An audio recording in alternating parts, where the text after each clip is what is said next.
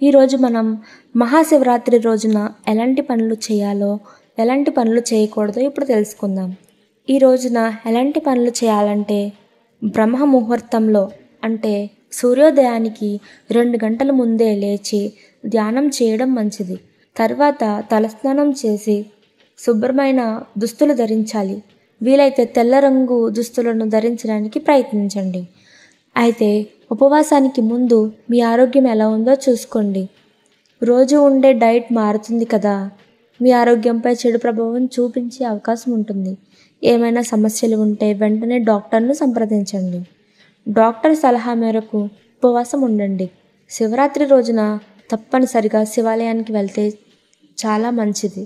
శివాలయానికి వెళ్ళే పురుషులు చొక్కాలకు బదులుగా కండువాలను ధరించడానికి ప్రయత్నిస్తే చాలా మంచిది. ఓం నమః శివాయ అని వీలైనన్ని ఎక్కువసార్లు జపిస్తే చాలా మంచి జరుగుతుందట. ఇంట్లో అయినా దేవాలయంలో శివలింగానికి అయినా నీరు లేదా పచ్చిపాలతో అభిషేకం చేయాలి. నెయ్యి, పెరుగు, తేనెతో కూడా అభిషేకం చేయొచ్చు. దదుర పువ్వులు, పండ్లు, బిల్వపత్రాన్ని సమర్పించాలి. చందనాన్ని శివయ్యకు సమర్పించండి. అలాగే శివుడికి సమర్పించిన నైవేద్యంలో పులిహోర ఉండేలా చూసుకోండి. అర్ధరాత్రి సమయంలో పరమేశ్వరుడికి పూజలు చేయండి.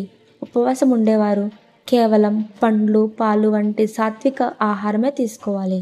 ఖచ్చితంగా జలాభిషేకం చేయాలి. శివుడికి చందనం, విభూది పెడితే సరిపోతుంది.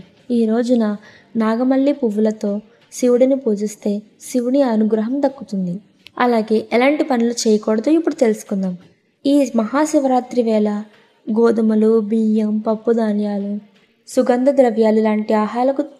సుగంధ ద్రవ్యాలు లాంటి ఆహారాలకు దూరంగా ఉండండి. ఈ రోజున మద్యం, మాంసం, ఉల్లి, వెల్లుల్లిని తీసుకోకూడదు. శివలింగానికి కొబ్బరి నీళ్లను సమర్పించకూడదు. కేతకి పువ్వులకు దూరంగా ఉండాలి. పూజకు ఇత్తడి, రాగి లేదా వెండి పాత్రలను ఉపయోగించేలా చూసుకోండి. స్టీల్ పాత్రలను ఉపయోగించకూడదు. నలుపు రంగు దుస్తులను ధరించకండి. తులసి ఆకులను దేవదేవునికి సమర్పించకూడదు. అలాగే ఈరోజు ప్యాకెట్ పాలతో శివుడిని అభిషేకించకూడదు. కేవలం ఆవు పాలతో మాత్రమే శివయ్యను అభిషేకించాలి.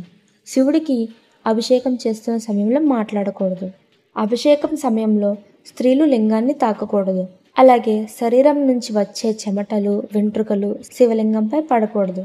శివరాత్రి ఈ రోజున చిన్న చీమకు కూడా హాని తలపెట్టకూడదు. ఈ రోజున అసభ్య మాటలను మాట్లాడకూడదు.